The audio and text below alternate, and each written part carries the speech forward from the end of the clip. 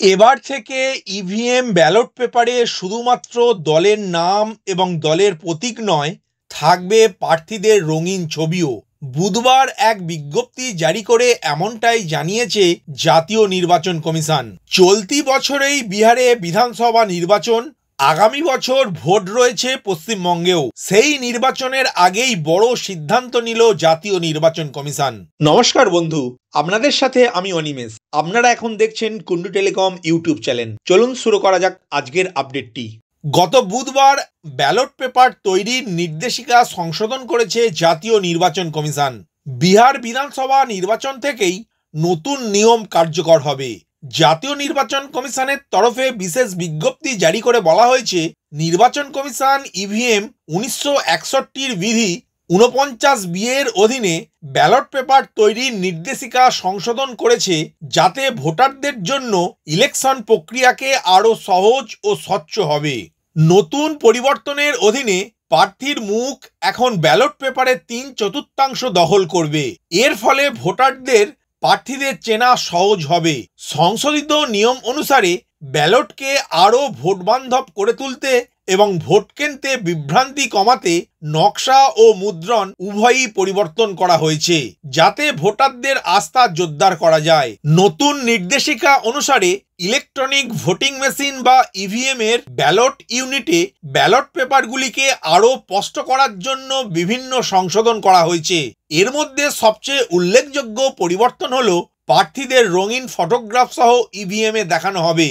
এছাড়াও প্রার্থীদের serial number আরও স্পষ্টভাবে দেখা যাবে ইভিএম মেশিনে। প্রার্থীদের নাম লেখা থাকবে মোটা হরফে।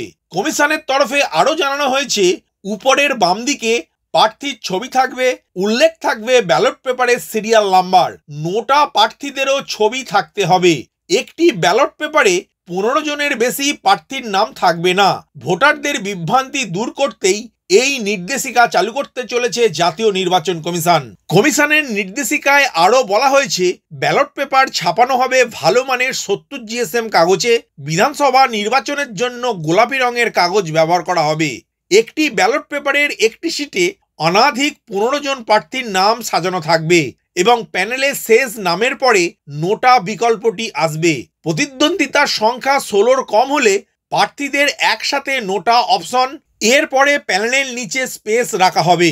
ইভিএম ব্যালট পেপার ছাপানোর কাজটি বিশেষভাবে সরকারি বা আধা সরকারি প্রেসে করা হবে। তবে সরকারি বা আধা সরকারি ছাপাখানা না থাকলে বা প্রয়োজনীয় ক্ষমতা না থাকলে যথাযথ পদ্ধতি অনুসরণ করে প্রয়োজনীয় ক্ষমতাসহ ব্যক্তিগত মুদ্রণ প্রেসেতে ছাপানোর কাজটি করতে পারে নির্বাচন কমিশন।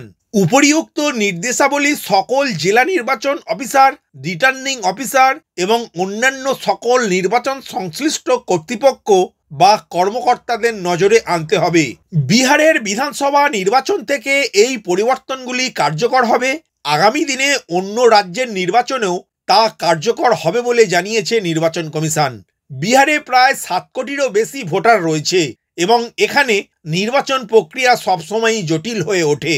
গত নির্বাচনগুলিতে ইভিএম সংক্রান্ত অভিযোগ উঠেছিল, যদিও ইসিআই সেগুলিকে খণ্ডন করেছে। এবার রঙিন ছবি যুক্ত করে ইসিআই ভোটারদের সন্তুষ্টি অর্জন করতে চায়। বিহারের পর এই ব্যবস্থা পশ্চিমবঙ্গ, উত্তরপ্রদেশের মতো রাজ্যেও চালু করা হবে। পশ্চিমবঙ্গের ক্ষেত্রে যেখানে ভোটাররা প্রায়ই প্রার্থীদের ফটো দেখে চেনেন, সেখানে এই পরিবর্তন বিশেষভাবে উপকারী হবে বলেই মনে করছে নির্বাচন কমিশন। উল্লেখ্য, ইভিএম হলো নির্বাচনে ভোট দেওয়ার জন্য একটি ব্যবহৃত যন্ত্র। 2004 সালের লোকসভা নির্বাচনের সময় প্রথমবারের মতো ভারতের সমস্ত নির্বাচনী এলাকায় ইভিএম ব্যবহার করা হয়েছিল। ভিডিওটি প্রথম থেকে শেষ পর্যন্ত দেখার জন্য ধন্যবাদ। এই ইনফরমেটিভ আজকের আপডেটটি আপনার বন্ধু ও পরিচিতদের জানাতে বেশি বেশি করে শেয়ার করবেন, আর অবশ্যই কমেন্ট করবেন ভিডিও সম্বন্ধে আপনার কোনো ডাউট বা জিজ্ঞাসা থাকলে, এবং আপনার কোনো মতামত জানাবেন। ভালো থাকবেন, সুস্থ থাকবেন।